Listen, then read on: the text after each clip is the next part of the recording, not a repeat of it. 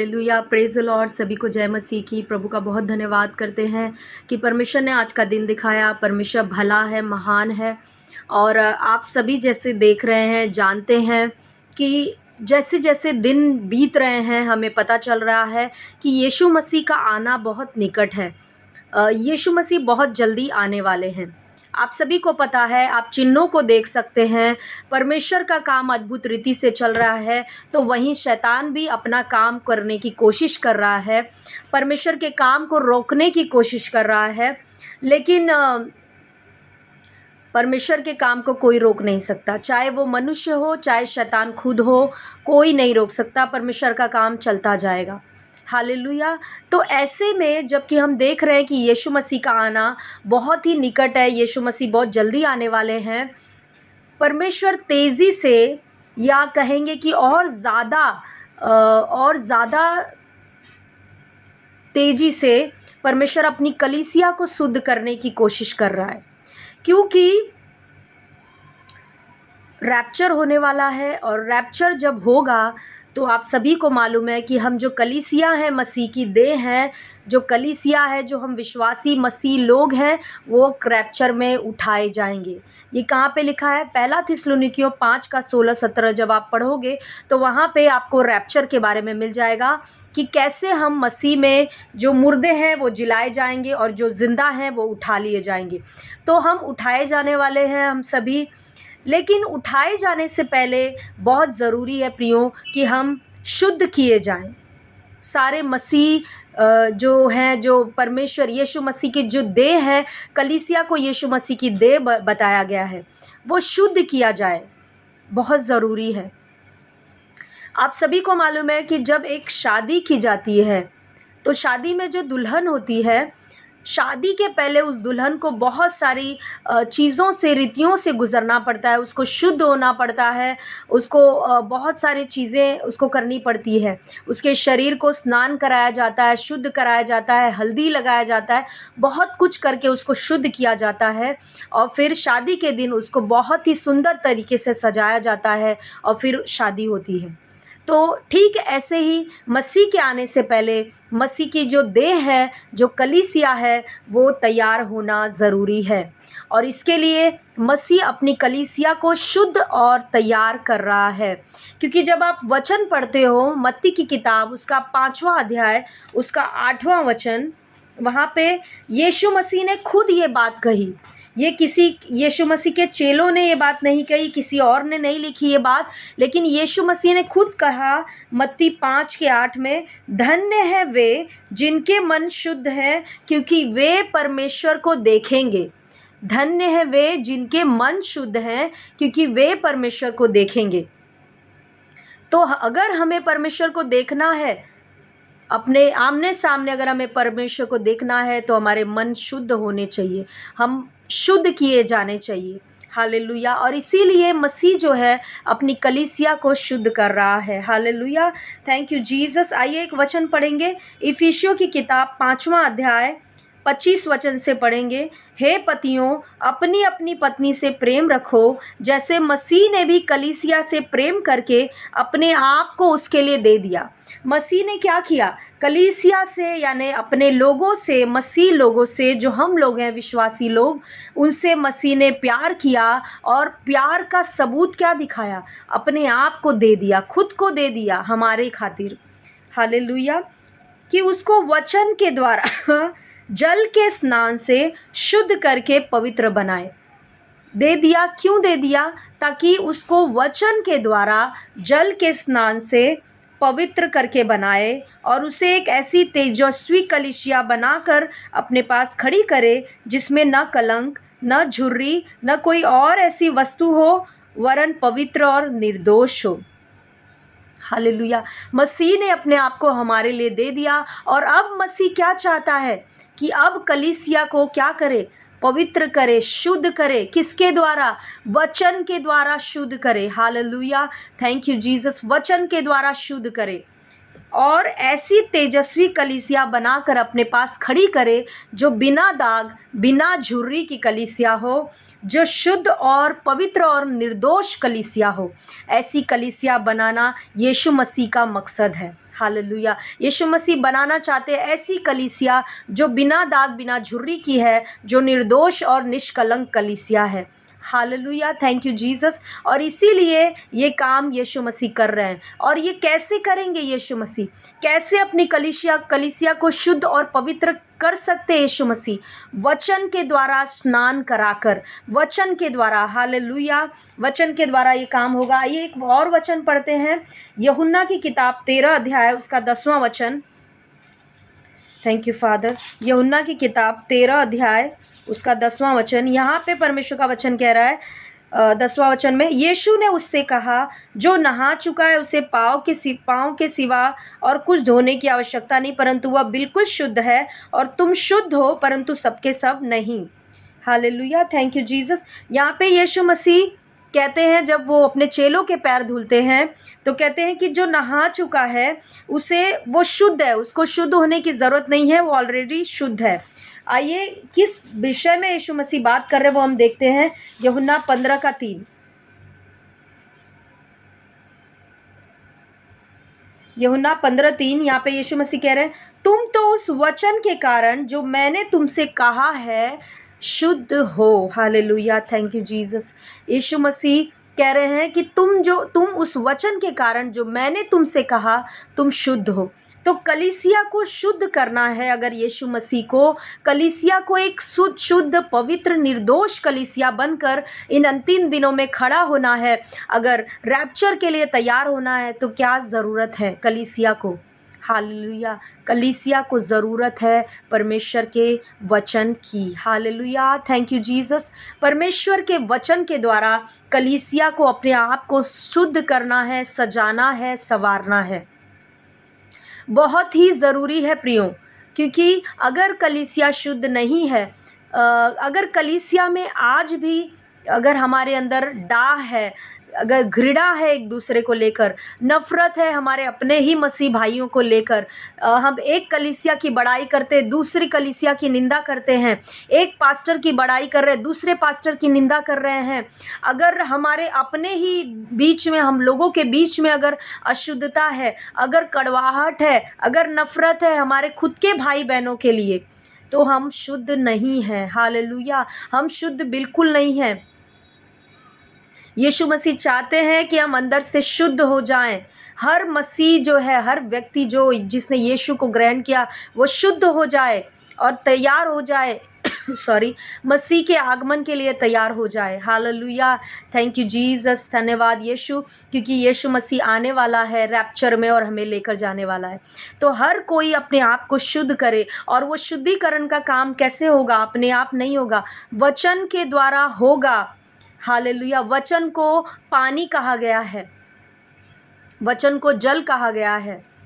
Hallelujah, आप शरीर में रोज बिना नहाते हैं, बिना नहाए आप नहीं रहते। अगर क्या होगा, अगर आप कुछ दिन तक न नहाएं तो आपको खुद पता चलेगा, आपकी बॉडी में आपको गंदगी नज़र आएगी, आपको अच्छा नहीं लगेगा, अनकंफर्टेबल फील होगा, ये सारा कुछ होगा। और अगर ज़्यादा समय तक आप नहाते नहीं हो तो आपको पता है कि क्या होगा, आपकी बॉडी स्टिंक करने लगेगी, आपको स्किन डिजीज़ हो सकता है, कोई बहुत सारी समस्याएं हो सकती हैं। तो जिस रीति से हमें शरीर में शुद्ध करने के लिए पानी की ज़रूरत पड़ती है, उसी रीति से आत्मा में भी हमें शुद्ध करने के लिए, यानी जो मलिनता है हमारे अंदर, गंदगी है, जो हमारे कड़वाहट है, नफ़रत है, लोगों के लिए जलन है, ईर्ष्या है, द्वेष है, मसीह होने के बाद भी अगर ये हमारे अंदर है, तो ये शुद्ध कैसे होगा? ये कैसे हम शुद्ध होंगे इन सारी चीज़ों से? परमेश्वर का वचन, परमेश्वर के वचन के द्वारा ही हम शुद्ध होंगे। इसीलिए इन अंतिम दिनों में प्रियो, अगर आप परमेश्वर के वचन को सीरियसली नहीं ले रहे थे, नहीं पढ़ रहे थे, तो अंतिम दिनों में परमेश्वर के वचन को सीरियसली लेना शुरू करें। वचन को पढ़ें, और ना सिर्फ पढ़ें, पवित्र आत्मा की अगुवाई मांगे और कहें, पवित्र आत्मा मुझे वचन से शुद्ध कर दे, मुझे अंदर से वचन के द्वारा शुद्ध कर दो। जैसे मैं वचन को पढ़ रही, ये वचन मेरे हृदय की गहराई में जाए, ये वचन मुझे साफ कर दे, ये अंदर की गंदगी को निकाल डाले। हालेलुया, आप कलीसिया में संडे के दिन वचन सुनते हैं, आपको लगता है बस हम संडे के दिन तो सुन रहे हैं ना वचन, बाकी डेली दिन सुनने की क्या ज़रूरत है? हालेलुया। क्या आप सिर्फ संडे को खाना खाते हैं? क्या आप सिर्फ संडे के दिन नहाते हैं? शरीर में आपको रोज खाना चाहिए, आपको रोज नहाना चाहिए। तो आत्मा में भी उसी रीति से है प्रियो। आत्मा में भी बहुत ज़रूरी है कि हम डेली परमेश्वर के वचन को पढ़ें और मनन करें और वचन को खाएं। Hallelujah, thank you Jesus. तभी हम शुद्ध होंगे वचन के द्वारा। थैंक यू जीसस, धन्यवाद यीशु। क्योंकि अगर हमारे अंदर कड़वाहट है, अगर हम उसी कड़वाहट, उसी नफ़रत, उसी ईर्ष्या जलन में अपने भाइयों के, अपने भाई बहन मसीह जो हैं उनके प्रति हमारे अंदर गंदगी भरी हुई है, एक पास्टर के खिलाफ हमारे अंदर गंदगी भरी हुई है, हम कहते हैं ये कलीसिया बहुत अच्छी है, वो कलीसिया खराब बेकार है, ये पास्टर अच्छा है, वो पास्टर नहीं सही, नहीं ठीक है, या अपने मसीह भाई बहनों के खिलाफ कुछ बातें करते हैं, हमारे मन में भरा है, तो प्रियो परमेश्वर इसको पसंद नहीं करता। यूहन्ना की किताब में लिखा है कि हत्यारा कौन है? वो जो अपने भाई से बैर करता है। परमेश्वर की नज़र में वो हत्यारा नहीं है जिसने किसी का मर्डर किया हो, किसी की हत्या कर दी हो। परमेश्वर की नज़र में हत्यारा वो है जो अपने भाई, मसीह भाई बहन से बैर करता हो, नफ़रत करता हो। आपका और मेरा कोई दुश्मन नहीं होना चाहिए एक मसीह होने के नाते। तो ये सारी जो गंदगी है हमारे अंदर, जो कुछ भी गंदगी है हमारे अंदर, ये साफ़ कैसे होगा? परमेश्वर के वचन के द्वारा। जैसे जैसे वचन अंदर जाएगा, गंदगी धीरे धीरे अपने आप बाहर निकलती जाएगी। और ये बहुत ज़रूरी है प्रियो, क्योंकि अंत के दिन चल रहे हैं, रैप्चर बहुत निकट है, मसीह का आना बहुत निकट है, और इसीलिए तैयार होना बहुत ज़रूरी है। हालेलुया। आपको और मुझको डरने की ज़रूरत नहीं, क्योंकि हमें तो पता है क्या होने वाला है। हमें मालूम है कि मसीह आने वाला है, रैप्चर होने वाला है, हम उठाए जाएंगे। हमें हमें कोई डरने की ज़रूरत नहीं है, लेकिन हमें तैयार होने की ज़रूरत है। Hallelujah, thank you Jesus. डरने वाले लोग वो हैं जिनको कुछ पता नहीं, जो अनजान है इस सत्य से, और जो इस सत्य को जानकर भी मानते नहीं हैं, उनके लिए डरने की ज़रूरत है। लेकिन हमारे लिए खुशखबरी है कि मसीह आने वाला है, लेकिन उसके पहले हमें तैयार होना है प्रियो। हालेलुया, अपने आप को तैयार करें। आज जो जो वचन मैंने आपको बताए, इन वचनों को आप मनन करें, पढ़ें और पवित्र आत्मा की मदद मांगे और कहें, पवित्र आत्मा, मैं आपके बिना तैयार नहीं हो सकती, मैं आपके बिना कुछ भी नहीं कर सकती। मुझे मदद करें कि मैं खुद शुद्ध बनूं, खुद अपने अंदर से गंदगी को निकालूं और औरों को भी बचाऊं, उनको भी शुद्ध बनाऊं, या उनको भी वचन के द्वारा, आप परमेश्वर के वचन को सिखाकर, परमेश्वर के वचन के द्वारा उनको भी शुद्ध बनाऊं। Hallelujah, thank you Jesus. देखिए प्रियो, कई बार हमारे मसीह जीवन में ऐसे होता है कि हमें कोई ना कोई दुख देता है। ये कोई बड़ी बात नहीं है, या ऐसा नहीं है कि ये आई मीन कुछ बहुत अनहोनी बात हम पर हो रही है। होता है हर किसी के साथ, हर किसी को कोई ना कोई दुख देता है। हो सकता है, ज़रूरी नहीं है कि एक अविश्वासी कोई हो, आपका ही खुद का मसीह भाई या मसीह बहन हो सकता है जिसने आपके दिल को दुखाया होगा। हालेलुया। लेकिन प्रियो, हमें यीशु मसीह के कदमों पे चलना है। यीशु मसीह कैसे थे? क्या उनके मन में किसी के लिए नफ़रत था? उनके खुद के भाइयों ने उन पर विश्वास नहीं किया। उनके खुद के देश के लोगों ने, जाति के लोगों ने यीशु मसीह को सताया, बहुत कुछ बुरा किया।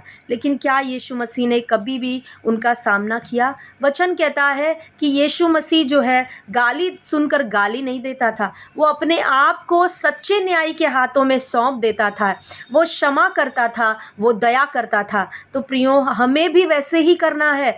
अगर आपको किसी ने हर्ट किया है तो आप कहोगे, मैं क्षमा नहीं कर पा रहा हूँ सिस्टर, इस व्यक्ति ने मुझे बहुत ज़्यादा दुख पहुँचाया, चोट पहुँचाया, मैं क्षमा नहीं कर पा रही हूँ, क्षमा नहीं कर पा रहा हूँ। तो क्या करना चाहिए? प्रियो, मैं आपसे एक बात कहना चाहती हूँ, जो अक्षमा है वो खतरनाक है, और ये सामने वाले पे ज़्यादा इफ़ेक्ट नहीं करता है, ये आपके ऊपर प्रभाव डालेगा, आपके ऊपर इफ़ेक्ट डालेगा, बुरा प्रभाव इसका पड़ेगा। इसीलिए अगर आपके अंदर अक्षमा है तो आप पवित्र आत्मा के पास जाइए, मांगिए अनुग्रह को, कहिए, परमेश्वर मुझे अनुग्रह दे। इब्रानियों 4:16 में लिखा है कि तुम दृढ़ता से हियाव बांध कर अनुग्रह के सिंहासन के सामने आओ, ताकि तुम पर कृपा हो। तुम अनुग्रह मांग लो, ले लो अनुग्रह को, जो अनुग्रह जिस चीज़ के लिए चाहिए उसे ले लो। आप अपने कमरे में जाइए, पवित्र आत्मा से मांगिए और पिता से कहिए, पिता मैं अनुग्रह मांगती हूँ इस व्यक्ति को क्षमा करने का। हालेलुया। मैं आपको 2 ट्रिक्स बता रही हूँ जिसके द्वारा आप किसी को भी क्षमा कर पाओगे। पहली, आपको परमेश्वर के पास जाकर अनुग्रह मांगना है, क्षमा करने का अनुग्रह, दया करने का अनुग्रह मांगना है। और दूसरा चीज़, जिस व्यक्ति के लिए आपके मन में कड़वाहट है या जिसने आपके दिल को दुखाया है, आपके अंदर अक्षमा है उसके लिए, उस व्यक्ति का नाम ले लेकर उसको आशीष करते रहिए। आप इतना उसको आशीष करिए, तब तक आशीष करिए जब तक आपके अंदर से उसके लिए पूरी तरह से अक्षमा निकल ना जाए। आप उसको क्षमा करने लगे, तब तक आप उसको आशीष करिए। और ये प्रैक्टिकल टिप्स है जो मैं करती हूँ अपने जीवन में। हालेलुया। मैं भी पहले बहुत स्ट्रगल करती थी इन चीज़ों से, लेकिन मैंने सीख लिया कि मुझे क्षमा करना है किसी भी कीमत पर। मैं अक्षमा रख कर जी नहीं सकती, क्योंकि वो मेरा स्वभाव, वो परमेश्वर का स्वभाव नहीं है, तो मेरा स्वभाव नहीं रह सकता। मुझे लोगों को क्षमा करना है और इसके लिए मैंने यही 2 प्रैक्टिकल टिप्स अपनाए। पहला, मैंने परमेश्वर से अनुग्रह मांगा। दूसरा, मैंने उस व्यक्ति का नाम ले लेकर उसे क्षमा किया, उसे आशीष किया। उसको ब्लेस करना है, उसके परिवारों को ब्लेस करना है। हालेलुया। और आपको क्या लगता है, जब आप उसको आशीष करोगे, जब जिसने आपके दिल को दुखाया, जब आप उसको ब्लेस करोगे, तो आपको क्या लगता है, आपका स्वर्गीय पिता नहीं देख रहा है? आपका स्वर्गीय पिता देख रहा है और उसका प्रतिफल आपको ज़रूर मिलेगा, इस धरती पर भी और इसके बाद भी आपको उसका प्रतिफल मिलेगा। हालेलुया। Thank you Jesus.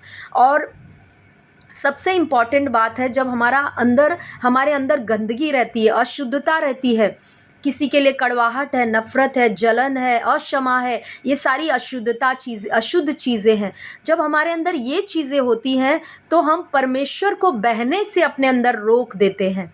कई बार हम सोचते हैं परमेश्वर तो इसी व्यक्ति का इस्तेमाल कर रहा है, मेरा इस्तेमाल नहीं कर रहा है। परमेश्वर तो ऐसे बड़े-बड़े लोगों का इस्तेमाल करता है, दासों का, मेरा इस्तेमाल क्यों नहीं करता है? तो उसका कारण है प्रियो, क्योंकि बड़े-बड़े जो परमेश्वर के दास हैं या कोई भी जिनका परमेश्वर इस्तेमाल कर रहा है, उन्होंने समय बिताया वचन के साथ, शुद्ध किया है अपने आप को वचन के द्वारा। हालेलुया। प्रार्थनाओं में समय बिताया है, शुद्ध किया है अपने आप को, और तब पवित्र आत्मा उनके ही अंदर से बहना शुरू करते हैं। परमेश्वर का सामर्थ उनके द्वारा बहना शुरू होता है। हालेलुया। तो हमें भी ऐसे ही करना है। अगर हम चाहते हैं कि हम भी प्रभु के द्वारा इस्तेमाल किए जाएं, परमेश्वर हमारा भी इस्तेमाल करे, हमें अपने सामर्थ को हमारे द्वारा दिखाए, प्रकट करे, तो हमें इन अशुद्धताओं से शुद्ध होना बहुत ही ज़रूरी है। हालेलुया। कई बार प्रियो, हम मसीह जो हैं बाहर चीज़ों को देखना चाहते हैं, यानी हमको लगता है बाहर छुटकारा चाहिए हमें। अरे बस मैं प्रार्थना करूं, मुझे सामर्थ मिल जाए, मैं हाथ रखूं, लोग चंगे हो। मैं प्रार्थना करूं, मुझे बहुत सारा फाइनेंशियल बढ़ोतरी हो जाए मेरे जीवन में। हालेलुया। हम बाहर आशीषों को देखना चाहते, मैं प्रार्थनाएं करूं, मुझे घर मिल जाए, गाड़ी मिल जाए, जो कि बुरा नहीं है। लेकिन प्रियो, परमेश्वर का सबसे पहला काम हमारे अंदर शुरू होता है। बाहर कुछ भी दिखने से पहले परमेश्वर हमारे अंदर काम करता है। जब तक अंदर काम नहीं करेगा पवित्र आत्मा, बाहर कुछ नहीं कर सकते। हालेलुया। इसीलिए जब हम कई समय तक प्रार्थनाएं करते हैं, हमें लगता है इसका कुछ रिजल्ट नहीं दिख रहा है, क्योंकि हम बाहर देखते हैं, हमें लगता है कोई रिजल्ट नहीं आ रहा है, क्यों प्रार्थना करें। लेकिन आपको नहीं मालूम है प्रियो, कि उस प्रार्थना के द्वारा, उस वचन पढ़ने के द्वारा आप अंदर से शुद्ध किए जा रहे हो। आपका हृदय बदलने लगता है, आपके अंदर लोगों को के लिए दया आने लगती है, प्रेम आने लगता है, आप तुरंत लोगों को क्षमा करने लगते हो। और पहला काम पवित्र आत्मा का यही है, आपके अंदर बदलाव लाना। फिर धीरे धीरे धीरे करके वो बाहर भी आपके द्वारा बहना शुरू करता है पवित्र आत्मा। इसीलिए जब आप प्रार्थना करते हो, वचन पढ़ते हो, आपको बाहर कुछ दिखाई न दे, तो इसका मतलब ये नहीं है कि आपकी प्रार्थनाएं काम नहीं कर रही हैं। 100% वो रिजल्ट ला रही है, वो पहले आपके अंदर बदलाव ला रही हैं और बाहर भी दिखेगा। हालेलुया। Thank you Jesus. तो बहुत ज़रूरी है प्रियो, इन अंतिम दिनों में कि हम अपने आप को शुद्ध करें, पवित्र करें और परमेश्वर के वचन के द्वारा करें। और ये हमें नहीं करना है, हमें बस वचन के साथ समय बिताना है, पवित्र आत्मा की संगति में बैठना है और अपने आप परमेश्वर का वचन सामर्थी है, वो आपको शुद्ध कर देगा, वो आपको पवित्र कर देगा, वो आपको ऐसा बर्तन बनाकर खड़ा करेगा जिसको परमेश्वर इस्तेमाल कर सके। हालेलुया। इब्रानियों 4:12 में लिखा है कि परमेश्वर का जो वचन है वो जीवित है, प्रबल है, दो धारी तलवार से भी चोखा है, वो मांस मांस गूदे गूदे को अलग करता है और आत्मा और प्राण की बातों को अलग करके बताता है। हालेलुया। तो वचन खुद ही जीवित है, खुद ही सामर्थी है। आपको सिर्फ वचन के नीचे बैठना है, वचन के नीचे बैठना है और आप अपने आप शुद्ध किए जाओगे। हालेलुया। और ये बहुत ज़रूरी है इन अंतिम दिनों में। और जब कलीसिया में वचन चलता है तो वचन को आदर देना है। वचन के समय में हमें टाइम पास के लिए वचन नहीं बताया जा रहा है, लेकिन वो वचन हमारे अंदर के लिए है, हमारे शुद्धिकरण के लिए है। तो वचन को बहुत ही आदर देना है, सुनना है ध्यान से और परमेश्वर की मदद मांगनी है कि हम और ज़्यादा पवित्र शुद्ध बने और वचन को अपने अंदर अधिकाई से बसने देना है परमेश्वर के वचन को। सो आई होप कि आज का वचन आपको समझ में आया और आप ऐसे ही करेंगे। आई होप कि आप ऐसे ही करने वाले हैं। सो गॉड ब्लेस यू ऑल। वापस से मिलेंगे, परमेश्वर के अद्भुत वचन को मिलकर सीखेंगे। तब तक के लिए सभी को जय मसीह की आमीन।